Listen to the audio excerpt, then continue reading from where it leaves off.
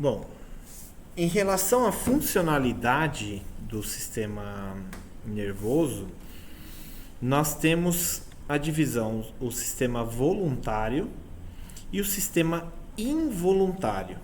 Então, prestem bem atenção. O que nós falamos no vídeo anterior, nós relatávamos a divisão do sistema anatômico do sistema nervoso central. Então, nós falávamos da parte anatômica, da estrutura em si. Agora, nós podemos também, além dessa divisão, nós temos a divisão funcional, de como ele funciona, tá? Lá na anatomia, ele estava desconsiderando totalmente as funções, praticamente. E aqui a gente está considerando apenas a função dessas estruturas. Então, nós temos o voluntário e o involuntário. Em relação ao sistema nervoso somático, o voluntário, nós temos o sistema nervoso somático e as fibras aferentes e fibras eferentes. Já no sistema involuntário, nós temos, ao invés do sistema nervoso somático, nós temos o sistema nervoso visceral. E ali nós temos as fibras aferentes e eferentes, porém da musculatura lisa, referente ao sistema nervoso autônomo, já vou falar o porquê disso, e o músculo estriado cardíaco e as glândulas. Vamos falar um pouquinho de como é que funciona toda essa questão. Então nós temos lá sistema nervoso, que é dividido em sistema, lá na anatomia, dividido em sistema nervoso periférico e sistema nervoso central. Já que pra gente, na parte funcional, de como funciona, nós vamos considerar então o sistema nervoso periférico e dividir ele em duas funções. A função autonômica e a função somática. Então, o sistema nervoso autônomo, ele funciona, como o próprio nome diz, autonomamente. Então, ele manda em tudo sozinho, sem precisar ficar relatando muitas coisas para o sistema nervoso central ou para o sistema nervoso. Então, ele trabalha ali quase que sozinho. E aí nós temos o entérico, que está relacionando todas as vísceras, que são todos os órgãos ali entéricos. E aí nós temos a divisão parasimpático e simpático, que eu já vou falar um pouquinho de cada um deles para vocês. Já do outro lado, nós temos o sistema somático, que inerva toda a musculatura esquelética. Eu disse músculo esquelético, eu não disse de músculo liso e nem músculo estriado. Então, como é que eu classifico funcionalmente essas estruturas? Nós temos o sistema somático e o visceral. Então, notem aqui, ó, somático e o visceral, que é esse aqui, ó. Chamo de entérico ou visceral. E aí nós temos do somático as fibras aferentes, que trazem informações relacionadas ao corpo, e as fibras eferentes, que dão ordens de contração e movimentos. Como assim, professor? Essas fibras aferentes, elas estão pegando as informações do corpo e levando até o cérebro. Lembra assim que fica mais fácil. Do corpo até o cérebro. Já as eferentes estão pegando a informação do cérebro e levando ao corpo. Normalmente essas informações são de ordens de controle de contração. Nas vias eferentes, a mesma situação. Então você tem a aferente, ele pega toda a sensibilidade visceral, ou seja, tudo aquilo que está acontecendo nas vísceras é recebido pelo sistema nervoso. E eferente, tudo que ele demandar, agora ele vai controlar as vísceras. Vai mandar contrair, vai mandar relaxar, vai controlar todas essas vísceras. Então são as fibras eferentes. E aqui, neste caso, nós temos o sistema nervoso autônomo, que ele trabalha sozinho. Nós temos o simpático e parasimpático. Então, olhem só, tudo que é aferente está levando a informação da periferia para o sistema nervoso. Então, questões de sensibilidade, temperatura, controle químico, controle de pressão, tudo isso é enviado pelas fibras aferentes. E as fibras eferentes mandam a informação central para o periférico. Então, o sistema nervoso, quando a gente fala do sistema nervoso somático, nós falamos que ele é um sistema nervoso voluntário. Por que voluntário? Porque nós conseguimos controlar. Então, tudo aquilo que a gente controla, que é voluntário, faz parte do sistema nervoso somático. Por isso que a gente fala que é a vida de relação. Então, você tem relação, você sai, você anda, você tem estímulos externos e internos a todo vapor. Então, é as fibras aferentes e eferentes que fazem esse controle. Como é que funciona?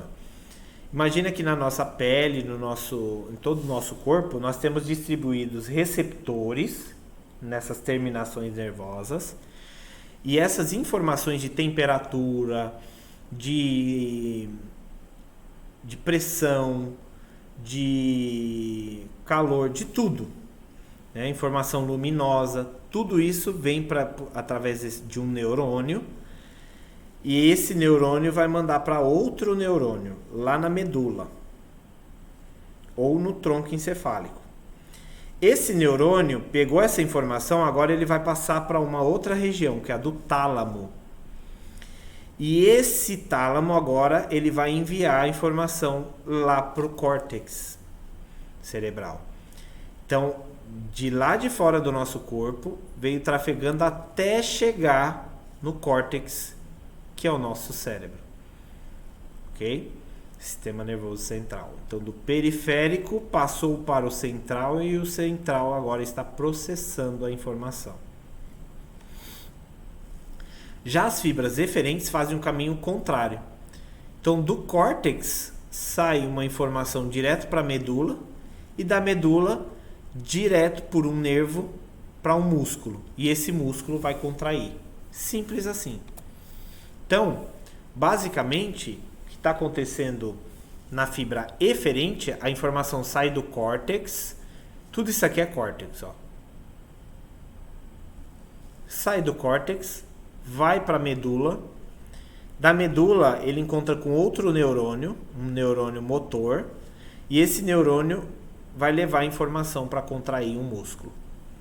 Então, todo movimento que você faz é controlado através de praticamente 2 neurônios, né? Então, são neurônios espalhados por todo o córtex pré-motor, e essa região motora que vai fazer toda a comunicação de diversos músculos que a gente tem pelo nosso corpo. Então, tá chegando de lá de cima, vem para um neurônio aqui, e esse neurônio ele vai formar várias fibras nervosas, que são o que nós chamamos de nervo. Então, esse nervo sai dali, sistema nervoso, olha aqui, ó, ele sai daqui e desce e vai enraizando em toda a nossa musculatura. Cada vez que ele enraiza, ó, ele chega em porções cada vez menores, que são as fibras musculares. E cada fibra muscular vai receber a informação vinda do sistema nervoso para a contração muscular. É assim que contrai o nosso músculo. A informação chega do cérebro para a medula, da medula passa através de um nervo e do nervo chega até a região que precisa contrair. Isso são nervos motores. Agora vamos falar um pouquinho do involuntário. O involuntário, como o próprio nome diz, nós não conseguimos controlar. Então, praticamente, se só ele funcionar, nós vegetaríamos na cama, né? Então, quando o sistema nervoso somático não funciona, nós controlamos aquela informação, quando ele não funciona, nós passamos a vegetar em cima de uma cama, né? Então, por quê? Porque o sistema involuntário está lá funcionando normalmente, porém o voluntário, que é aquele que a gente controla, não está funcionando. E aí o sistema involuntário, nós temos, né, o sistema nervoso visceral, temos as fibras aferentes e eferentes também. Só que a musculatura ou é a lisa ou é a cardíaca. E as glândulas. Então nós não temos no músculo esquelético. O músculo esquelético ele é controlado pelas fibras que vão dar autonomia para a pessoa. Então são fibras voluntárias. Aqui nós estamos tratando das involuntárias. E como é que funciona toda a informação? Aqui,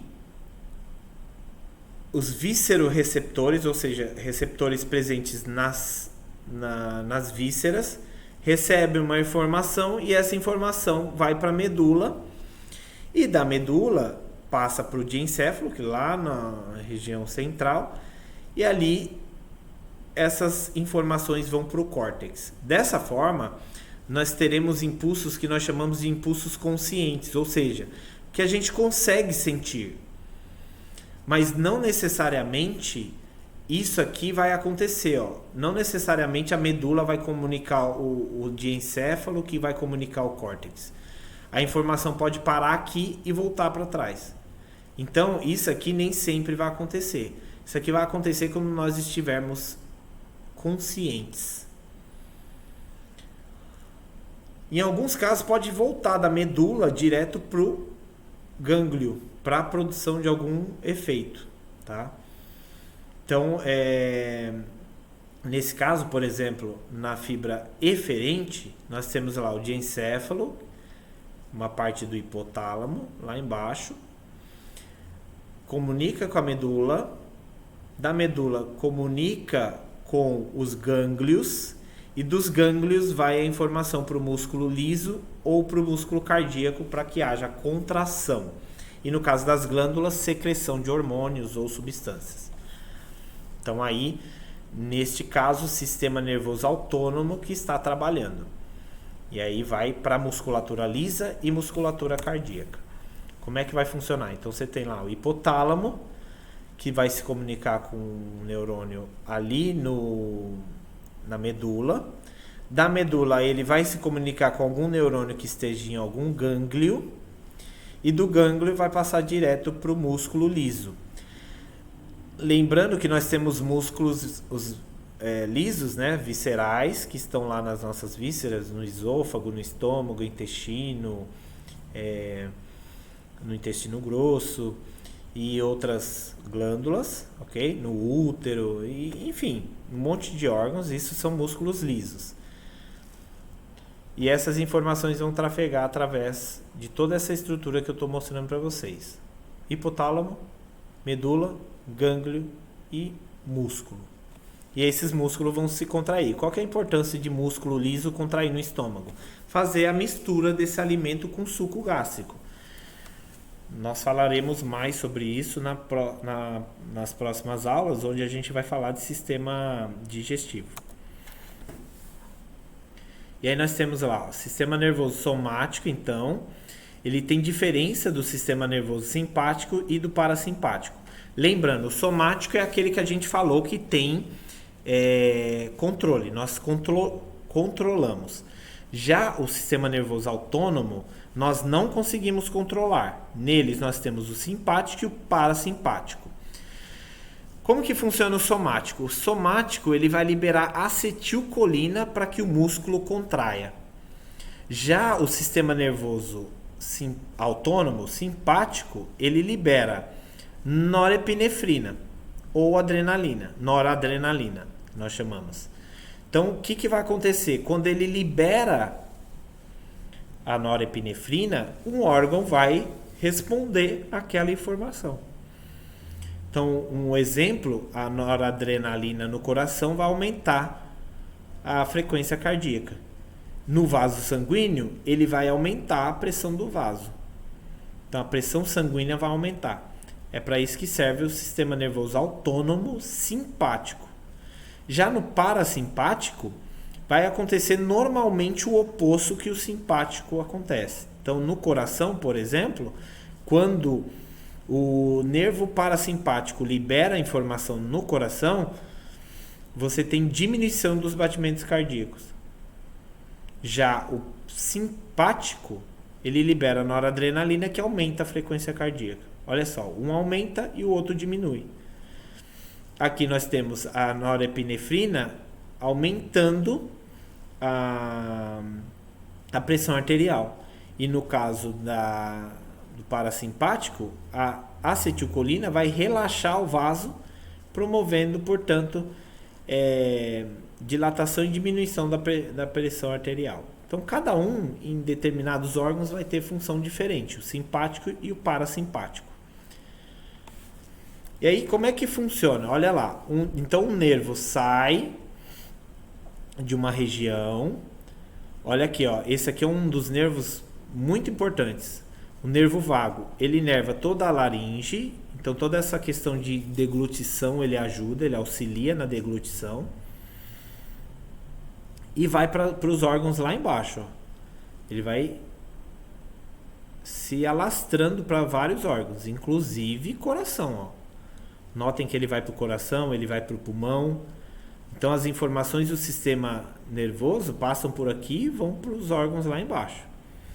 Então aqui tem alguns exemplos, né? Laringe, faringe, coração, pulmão, né? E aí através desse nervo, que o cérebro vai perceber como é que esses órgãos estão respondendo a diversas questões. Então, aumento da pressão, aumento da oxigenação, diminuição da oxigenação. Então, através do nervo vago que você consegue perceber. Então, logo aqui atrás da orelha, se nós fizermos esse movimento aqui, ó, pressionarmos, né, nós vamos ter diminuição dos batimentos cardíacos, porque esse nervo vago vai levar a informação, olha aqui, ó, lá dessa região, vai levar a informação para o nodo sinoatrial para diminuir a frequência cardíaca. Então você consegue fazer com que a frequência cardíaca diminua, estimulando essa região, por exemplo, porque você está estimulando esse nervo. E aí ele vai acabar reduzindo ou alterando a frequência cardíaca, bem como a questão do vaso, né? Então você tem gânglios, aqui no caso são simpáticos, perdão. Esses gânglios simpáticos saem lá da medula, lá embaixo, e aí vão inervar o coração e vão aumentar o batimento cardíaco. Já o nervo vago, que eu acabei de mostrar para vocês, ele vai inervar essas regiões, diminuindo a frequência cardíaca. Um serve para aumentar e outro serve para diminuir a frequência. E aí eles estão espalhados por todo o nosso corpo. Então, olha lá, ó. Aqui eu tenho o simpático e o parasimpático. Eu aconselho vocês pausarem agora esse vídeo, aumentar toda a tela, para que vocês consigam ver a diferença destes sistemas, né? O sistema simpático e o parasimpático. Isso é extremamente importante no ponto de vista farmacológico, quando a gente for falar de medicamentos. Porque um vai promover alguma coisa e o outro vai desestimular aquela coisa. Então, por exemplo, enquanto um parasimpático faz que a pupila se contraia, o simpático faz a pupila dilatar. Olha lá, o simpático faz o coração acelerar, o parasimpático faz ele reduzir batimento. Então, cada um vai ter uma função. Normalmente são funções opostas. Exceto, por exemplo, no pênis, onde o simpático vai estimular ejaculação. Já o parasimpático, ele vai promover a ereção. Então, cada um desses sistemas terá influência diferente em cada um dos sistemas, em cada um dos órgãos.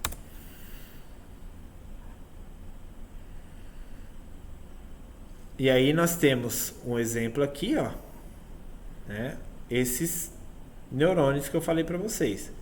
Então, nós temos lá fibras que vão chegar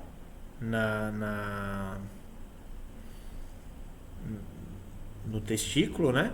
E no ducto deferente, e em algumas regiões da vesícula, na próstata.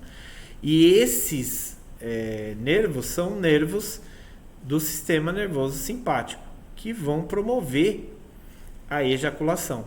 Então, existe um centro ejaculatório, que nós chamamos lá na medula, e essa parte da região da medula será responsável por enviar estímulos para que haja expulsão desses espermatozoides. Já uma outra região, lá próxima da região sacral, saem nervos levando a informação de vasodilatação na região peniana. Então, o sistema nervoso parasimpático faz com que haja toda a questão da informação para vasodilatação, e aí esses vasos dilatam no pênis, promovendo aumento do fluxo sanguíneo, portanto ereção. E aí toda a pele, né, o atrito que o pênis terá com a vagina, enviará informações, principalmente ali na glande, né, que é a região mais sensível, enviará informações para a medula espinhal, dizendo, olha, está acontecendo isso e está interessante ou não está interessante. E aí as devidas respostas serão dadas tanto pela via simpática quanto a parasimpática. Então é importante as informações que serão enviadas, né, para o sistema nervoso central, para que ele determine se há ereção, se não há ereção, se aquilo vai ser suficiente para que haja ereção ou não, né? E também para ejaculação. Então vejam que os sistemas são todos integrados. Já o nervo esplênico, que sai ali próximo da vértebra torácica 8, ou entre ela e a lombar 1. E ali sai aqueles nervos esplênico, e esse nervo esplênico vai enviar informação lá para, olha aqui a terminação nervosa, ó, chegando aqui na medula, que fica logo acima do rim, medula adrenal. Então essa glândula é uma glândula responsável pela liberação de adrenalina e de noradrenalina.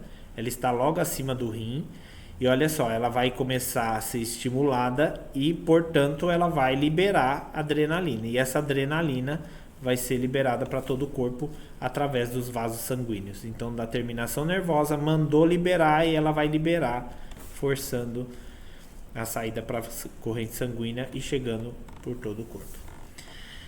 Bom, agora vamos fazer um mapa mental de toda essa situação. Então nós temos lá as divisões do sistema nervoso, temos as divisões anatômicas. Na divisão anatômica a gente viu que ele é dividido em central, sistema nervoso periférico. No sistema nervoso periférico eu tenho nervo e gânglio. Já no sistema nervoso central eu tenho medula e encéfalo. O encéfalo é dividido em cérebro, cerebelo e tronco encefálico. O tronco encefálico a gente viu que é dividido em mesencéfalo, ponte e bulbo. Já o cérebro eu tenho tanto telencéfalo quanto diencéfalo. O diencéfalo compreende todas essas regiões: tálamo, epitálamo, hipotálamo e subtálamo. Isso a divisão anatômica. Já a divisão funcional, que a gente acabou de falar, nós temos a divisão somática e a visceral. Temos no somático as fibras aferentes, que levam informação da periferia para o sistema nervoso, e o somático eferente, que pega do sistema nervoso e leva para a periferia. Já no caso das viscerais, também temos aferentes e eferentes. As aferentes mandam a informação para o sistema nervoso. As eferentes pegam a informação do sistema nervoso e mandam para o corpo, através do sistema nervoso autônomo, simpático e parasimpático. Isso, e aí cada um deles terá um tipo de resposta, dependendo do órgão que será sinalizado. E aí vamos falar um pouquinho das propriedades do sistema nervoso. Então, o sistema nervoso ele tem como propriedades a irritabilidade, condutibilidade, contratilidade, né? Então, a irritabilidade ela pega os estímulos do sistema externo e traz para a gente. Então, por exemplo, dor, calor, opressão, impactos, né? Essas informações são pegas da periferia, né? Então, a gente pode ter hipersensibilidade a esses estímulos. Então, por exemplo, quando você tem dor, qualquer toque pode causar uma dor ainda mais intensa. Isso é a questão da irritabilidade. E aí nós precisamos conduzir essa informação de dor ou de calor, de pressão, para o sistema nervoso central. Daí a outra propriedade, que é a condutibilidade. Ele conduz a informação até o sistema nervoso. E lá no sistema nervoso, ele precisa dar uma resposta. Normalmente, essa resposta é enviada, né, através do estímulo do sistema nervoso central para a musculatura esquelética, onde ele pede para o músculo contrair. E aí, no sistema nervoso, a principal célula responsável por essas propriedades que a gente acabou de citar é o neurônio. Nós vamos falar, então, um pouquinho desses neurônios. Então, no sistema nervoso, a principal célula, como eu disse, é, né, o neurônio. Não que ela seja a única. Existem várias outras células ali espalhadas que nós falaremos posteriormente. Então, o neurônio ele tem uma capacidade diferente de outras células, né, onde ele prolonga seus bracinhos, as suas estruturas, para que eles se comuniquem com as outras células. Então você tem o neurônio, olha aqui o corpo celular. O neurônio ele estica uma parte da sua membrana até outra célula. Então levando a informação para outra célula mais distante. Então como é que funciona a anatomia do neurônio? Nós temos então os dendritos que captam as informações. Notem que esse aqui é extremamente ramificado. Isso serve para aumentar a capacidade de conexão com outras células. Então cada pedacinho desse se comunica com uma célula diferente. E aí eu tenho o corpo celular que processa toda a informação recebida pelo dendrito e vai mandar disparar uma informação através do axônio. E essa informação vai ser disparada eletricamente falando até chegar ao terminal axônico. E aí ele libera normalmente uma substância química que nós chamamos de neurotransmissores. Olha lá, então eles trabalham basicamente de duas maneiras, né? Ou estímulos sensitivos, trazendo a sensibilidade, ou estímulos motores, levando a motricidade. Então, quando são estímulos sensitivos, nós temos alguns receptores espalhados pelo corpo, que são os neurônios específicos para receber informações. Então, esses neurônios nós chamamos de receptores. Nós temos os quimiorreceptores, que recebem informação de estímulos químicos, como por exemplo, citado ao lado, oxigênio, nível de oxigenação do corpo, nível do pH, que é o nível de acidez, nível das moléculas orgânicas, como por exemplo a glicose. E ele, interpretando essa situação, ele diz, olha, precisa liberar glicose estocada, ou precisa diminuir, reservar, armazenar essa glicose. Olha, baixou o oxigênio, então vamos aumentar a frequência cardíaca e a frequência respiratória. Então, através desses estímulos que o cérebro consegue identificar o que ele precisa fazer. Temos os mecanorreceptores que recebem informações de pressão, Então, por exemplo, se houve estiramento da célula, se tem vibração de algum local, se tem aceleração, se tem som. Temos os fotorreceptores, que recebem receptores de luz, né, fótons de luz. Temos os termorreceptores, que eles recebem graus variados de calor. Então, é um calor mais intenso, mais gelado, algo mais frio, mais quente. Então, as variações, esses termorreceptores são capazes de receber e enviar para o cérebro. E os motores, né? Os estímulos motores são aqueles que a gente já falou. Que sai lá do sistema nervoso, vem a informação motora por um nervo motor e chega até o músculo para a contração. Né? O processo inverso acontece quando nós temos um sensitivo. Ele pega a informação daqui e leva para o cérebro. Já o motor, ele está pegando do cérebro e trazendo para cá. E aí nós temos 3 tipos praticamente de neurônio. Alguns tipos básicos. Na verdade temos mais, mas basicamente são esses. Nós temos os eferentes ou motores. Esses são responsáveis por conduzir o impulso do centro para a periferia, do sistema nervoso central para a periferia. Então nós chamamos de eferentes. Os neurônios aferentes ou sensitivos, que pegam a informação da periferia e levam para o centro nervoso. E os de associação, ou também chamados de interneurônios. Eles se conectam a um neurônio aferente e um neurônio eferente em um caminho. Então, a célula pode terceirizar a comunicação. Então, ela pega um outro neurônio, informa esse neurônio para que ele informe outro neurônio. Então, nós temos aqui o interneurônio, que faz essa associação, pega de um e manda para outra informação. O neurônio sensorial, que ele pega de um lado e manda para o outro.